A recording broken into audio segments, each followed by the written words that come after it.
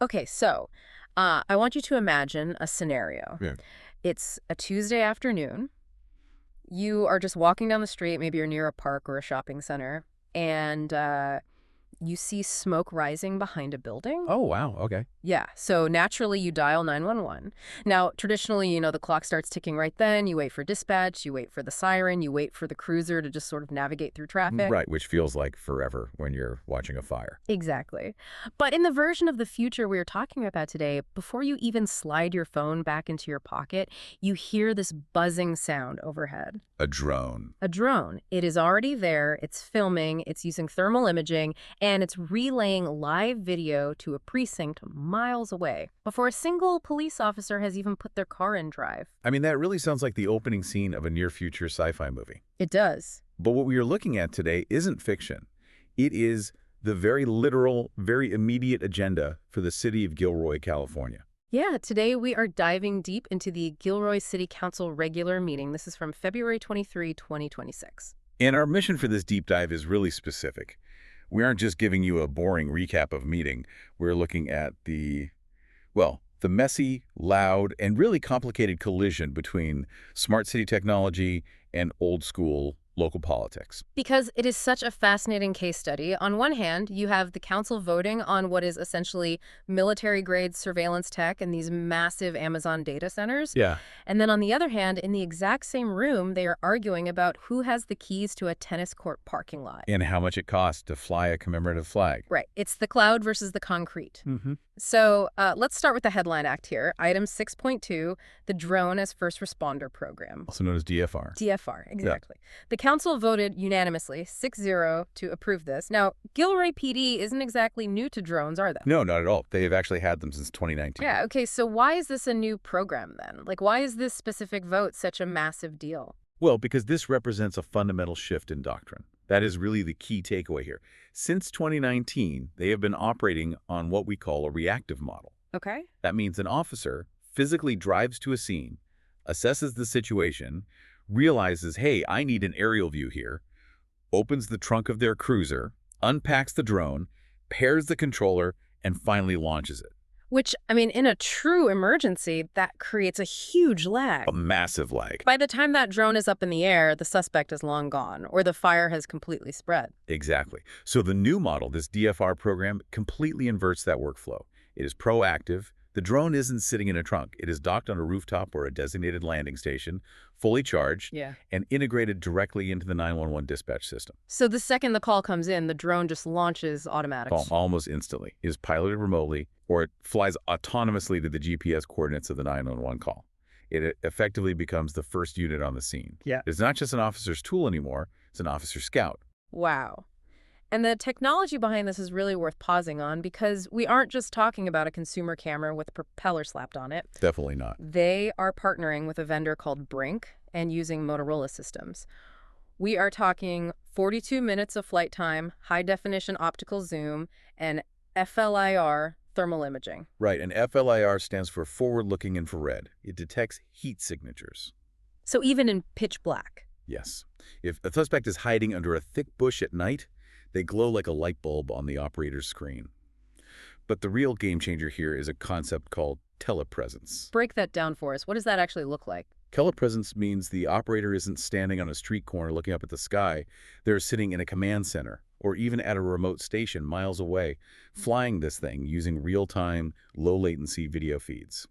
They project their presence to the scene instantly. And Captain Powell from the police department actually showed a video during the meeting to sell this whole concept to the council, and honestly, it was incredibly compelling. Yeah, the easy clean car wash scenario. Right. That was the proof of concept that really swayed the room. So set the scene for the listener. What exactly happens in this video? Okay, so you have a report of a vegetation fire behind this car wash, and there is a suspect, a potential arsonist, described as a shirtless male with a red hat. Now, on the ground, it is total chaos. Sirens everywhere. Right. You have patrol cars and even a fire battalion chief driving right past the suspect. Because they just couldn't see him through the buildings and the heavy smoke. Exactly. It's literally the fog of war. But the drone is overhead. The operator has this perfectly clear bird's eye view. And the level of detail they get is staggering. The operator is narrating the suspect's movements over the radio in real time. Like giving play-by-play. Yes. They are saying he is crossing the tracks, he is dropping plastic bags, he is putting a sweatshirt over his shoulders to change his appearance. And then there was that one line that really stuck with me. The operator says, he is dancing in the crosswalk. Yeah, and that specific detail is so crucial. Why is that? Because it tells the responding officers about the suspect's mental state before they even arrive. Is he aggressive? Is he erratic? Is he armed? The operator could literally see his hands from the air. They could tell the officers, hey, he is not holding a weapon right now. Which completely de-escalates the situation. It does. Before the police even step out of their cars, they know what they're walking into. So it is a huge officer safety tool. But surely there's an efficiency play here too, right? Because municipal budgets are not exactly infinite and police time is really expensive. That is the other half of the pitch. They cited some fascinating data from Chula Vista, California. Which is sort of the reference agency for this stuff. Right, there are patient zero for DFR programs. Chula Vista found that they could resolve about 25% of their calls without ever dispatching a patrol car. Wait, 25%, 1 in 4 calls? Yep. That seems incredibly high. How does a drone actually resolve a call? You have to think about the nature of most 911 calls. A lot of them are things like suspicious person in the park or hazard in the roadway. Oh, I see. So the drone flies over, looks at the park, sees nobody is there, or sees it as just a teenager walking a dog. Call cleared, no officer has to drive across town, no fuel burned, no time wasted. It is basically triage. Precisely. In fact, one of the public speakers at the meeting, Greg Felios, made that exact comparison. He called it medical triage for 9/11. And another resident, Ron Kirkish, linked it to the success they have had with those flock cameras, the automated license plate readers.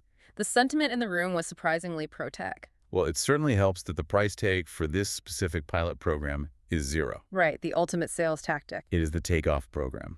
Year one is a completely free trial. Hardware, software, training, all in the house. The city gets to test drive the future for 12 months. And then what? If they like it, years 2 through 6 will cost money and require budget appropriation. But if not, they can just walk away. It honestly sounds a little too good to be true.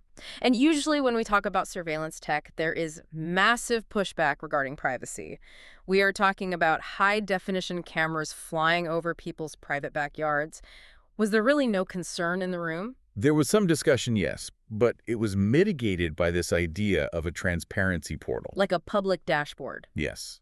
It is a website where any resident can log in and see the flight logs. You can see the flight paths, the times, and the reasons for deployment. Okay, that sounds good on paper. However, and this is a really important caveat, Captain Powell did admit to a significant downgrade here. No. Their old system actually allowed the public to see exactly where the camera was pointing during a flight.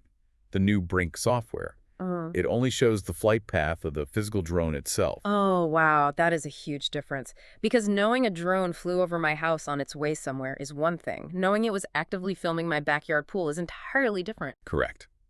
And while they said they might push the vendor for that feature later, right now, the council accepted that trade-off. They are banking on the idea that public safety and efficiency outweigh that specific granularity of transparency. It is a fascinating shift. We are moving from protect and serve to observe and report from 400 feet up. Absolutely. But while the drone program sailed through without much friction, the other big tech topic on the agenda hit some serious turbulence. Let's talk about the data center. Ah, yes. The AS20 Tech 23 project. Which is the Amazon data center. Right. Now, technically, this wasn't even up for a vote on this specific night. This came up during the public comment section, which, as you know, is always where you hear the real pulse of the community. And the pulse was elevated, to say the least. To put it mildly, we had residents like Jacob Nelson and Landon Sepulveda come into the podium, and they were not happy. What's interesting to me is that this project was actually approved back in July. But it feels like the reality of what a data center is just now hitting the residents. Yeah. What were their main gripes? It is classic buyer's remorse regarding big tech infrastructure. And remember, we are just imparting what the speakers argued here. We aren't taking sides on the development. But Jacob Nelson brought up a term that we are hearing a lot more in urban planning circles, which is infrasound pollution. Infrasound? That sounds a bit ominous. It is low-frequency noise. Data centers generate massive amounts of heat, right? So they need massive cooling systems. Yeah. We are talking industrial chillers and giant fans running 24/7. Just a constant roar. Worse than a roar, they create this hum that you might not even hear in the traditional sense, but you can feel it. It vibrates through walls. Nelson argued it can cause anxiety and sleep loss for the neighbors. So it is a physical intrusion into the neighborhood. And an environmental one, too. Nelson and Sepulveda both hammered on water and power usage. Data centers are incredibly thirsty. They consume millions of gallons of water just for cooling. In a state like California, where water is basically gold, that is a very touchy subject. And they also brought up the lack of jobs, right? That is a key economic point they made. Think about it. A retail store brings foot traffic and sales tax. A factory brings hundreds of shift workers. But a data center, once it is built, it is mostly just rows of servers and a handful of specialized technicians. Right. It doesn't bring a lot of economic vibrancy to the actual street level. Exactly. And Landon Sepulveda wasn't just up there complaining, he came with receipts. He presented a petition with nearly 3,000 signatures on it. 3,000. For a city the size of Gilroy, which is what, around 60,000 people? Yeah, roughly. That is a massive chunk of the electorate. What were they demanding? They're demanding an outright ban on any future data centers and strict regulations on this current one. Specifically, they're demanding that it only use recycled water for cooling. It really highlights this tension we're seeing everywhere right now. People want the smart city features. You want the fast emergency drone response. You want the instant digital connectivity. Of course. But nobody wants the massive, power-hungry, water-guzzling concrete boxes that make the internet actually work sitting in their backyard. It is the physical footprint of the cloud. We tend to think of the internet as this invisible floating thing, but in Gilroy, it is about to become a very large, very noisy neighbor. Okay, let's pivot from the high-tech cloud down to the hyper-local concrete. Because nothing gets municipal blood pressure up quite like parking lots and flags. The absolute bread and butter of local government. Truly. Let's start with the parking lot. This is the Wayland parking lot over at Los Animas Park. It has been closed since the COVID lockdowns. Right. And it remained closed ostensibly due to criminal activity and homeless encampments. The logic from the city staff was pretty straightforward. They basically said, we have problems in this area. If we close the parking lot, we limit access, and the problems go away. Which is the classic, if you ignore it, it doesn't exist strategy. And Councilmember Marquez was having absolutely none of that logic. She came highly prepared. She basically stood up and myth-busted the city staff's reasons for keeping it closed. She was very aggressive on this point. City staff had apparently cited all these high costs for reopening it. They mentioned ADA compliance, new lighting, expensive security cameras. And Marquez just went through them line by line and dismantled the arguments. She really did. They said they needed lighting. She said, use the tennis court lights that are already there. They said they needed security. She pointed out we already pay a private company to lock the park gates every night. Just have them lock the parking lot, too. I loved her underlying philosophy on this whole debate. She basically said, you cannot just close public amenities to solve crime. You have to manage the crime so the public can actually use the amenity. It is a fundamental question of local governance. If a park has a crime problem, do you surrender the park or do you police the park? Marquez and several residents who spoke like Ron Kirkish argue that closing the lot is only punishing the tennis players and the families. It isn't punishing the criminals. And it looks like she won that round, or at least made enough headway to force it back onto a future agenda. But speaking of getting things on agendas, we have to talk about the fair memo drama. Ah, yes, the fair memo. This is the bureaucratic mechanism that allows a council member to ask permission just to have a meeting about a topic at later dates. It is so meta. It's a meeting about having a meeting, but the topic they want to discuss is actually a huge community flashpoint. The commemorative flagpole. This is a very sensitive one. Currently, Gilroy does have a flag flying policy, but it is very restrictive. It costs $600 to apply. You need a majority vote from the council, and you need a certain number of signatures. And Councilmember Ramirez wants to change that. She proposed building a dedicated commemorative flagpole at the Civic Center. Basically, a specific place where different community groups can fly their flags, like the Pride flag, for example, without jumping through all these bureaucratic hoops. The public comments on this were very passionate. You had speakers like Alicia and Terry Hernandez. Terry, who represents a local Pride organization, made a very stark comparison. Yeah, this was a heavy moment. They argued that if you separate the flags, like if you put the Pride flag in a completely different pole far away from the U.S. and California flags. It feels like Jim Crow segregation. That is a very heavy accusation to level at the council. And to be clear, we are just reporting their argument here. Exactly. The core of their argument is about inclusivity versus the old idea of separate but equal. But there was another side to this, right? Yes, on the flip side, you had supporters of the new poll, like Carlos Pineda. He argued that a dedicated poll is actually progress. His point was that having a separate poll allows for year-round representation rather than having to fight to fly a flag only during specific months, like Pride Month in June. It is such a complex issue of symbolism and community identity, and then layered on top of all that heavy emotion, you had this procedural confusion. It was almost comical. Mhm. Halfway through, the council members had to stop and clarify, wait, are we voting to actually build the pole tonight, or are we just voting to talk about building it later? And the consensus was, let's talk about it later. But it definitely signaled that the current policy, specifically that $600 fee, is likely on the chopping block. Oh yeah, that financial barrier was universally criticized by almost all the public speakers. It does seem incredibly steep just to fly a piece of cloth. It essentially puts free speech behind a local paywall. Exactly.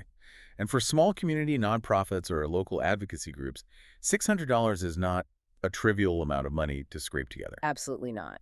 Okay, before we wrap this up, we have got to hit the lightning round. There were a bunch of quick updates at the meeting that really give us a flavor of everyday life in Gilroy. Let's run through them. First up, Public Works Engineers Week. Yes, a proclamation honoring the invisible workforce of the city. These are the people who handle the wastewater, the storm drainage, the streets. The people who make the city actually function. Right. The funny part was, the director of Public Works, John Dowdy, was actually on vacation. So his team had to step up and accept the honor on his behalf. Good for them. It is a nice reminder that underneath the smart city drones and the cloud servers, the city still runs on physical pipes and pavement. It sure does. Speaking of pavement, we had a major traffic alert, the 101 and SR 25 interchange. The eternal struggle for Gilroy commuters. New traffic signals were finally supposed to turn on, but because of the rain, it got delayed to Thursday, February 26th. Classic. The big warning they issued here was specifically for large trucks. They need a lot of extra room to turn in this new configuration. So the message was, if you're driving a sedan, please give the semi some space. Very good advice. Nobody wants to tangle with a semi. Next up, some Super Bowl stats. This is a fun little brag from Councilmember Hilton. He reported that the VTA, the Valley Transportation Authority, moved 30,000 patrons for the Super Bowl events. That is a lot of people on public transit. It is. And he noted with quite a bit of local pride that this actually beat the transit record previously set by the Taylor Swift concert. Wow. Take that, Swifties. Public transit wins this round. Barely, but yes. And finally, a new face at City Hall. Miranda Lopez. She was formally introduced as the new community coordinator. It is a really great local success story. She grew up right in South San Jose, moved to South County, went away to school, and then chose to come back to serve her home community. It is always good to see local talent returning to the administration. It keeps the city grounded. It really does. So, stepping back from all these individual agenda items, what is the big picture here? We have got drones catching arsonists, we have neighbors fighting Amazon data centers, and a council intensely debating parking lot locks and flagpoles. I think it shows a city in profound transition. Gilroy is simultaneously dealing with the physical world, the traffic, the potholes, the parking lots. It is dealing with the symbolic world, whose flag gets to fly and where it goes. Right. And it is dealing with the technological world. They are inviting surveillance drones into their airspace and massive corporate servers onto their land. It feels like the very definition of city infrastructure is changing. It used to be just roads and water pipes. Now infrastructure is a drone dock on a police roof and a transparent flight log on a public website. And that leads us to the key takeaway from this whole deep dive for me. The drone as first responder pilot isn't just a shiny new gadget for the police. It is a fundamental change in how a city watches over itself. Because of the proactivity. Exactly. We are shifting from a traditional model of responding to emergencies after they happen to a model of observing events as they unfold from above. And that raises a massive question that we want to leave you, the listener, with today. We heard all the efficiency stats. Resolving 25% of calls without a patrol car is undeniably impressive. And the safety benefits for the officers are very real. They are. But as we invite these drones to triage crime from the sky, and as we invite Amazon to build the physical cloud right next door, you have to wonder, in the relentless pursuit of efficiency and safety, how much of our skyline and how much of our personal privacy are we truly willing to trade away? And does a transparent flight log on a website really offset the visceral feeling of being watched from above by a buzzing machine? That is the exact question Gilroy is going to be answering over the next 12 months of this pilot program. Something to really think about the next time you look up and see a tiny buzzing speck in the sky. Because it might not just be a hobbyist anymore. It might just be the first responder of the future. Truly. That is it for this deep dive into the Gilroy City Council.